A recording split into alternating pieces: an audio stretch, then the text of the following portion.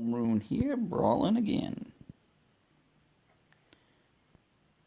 Got exotic, Smothering Smokebreath, Barf Belch, and a brute Boneknapper. I'm gonna go after that Smokebreath first since he's got the area of effect attack. While I'm saving up all of my action bars to get Stormcutter heals in.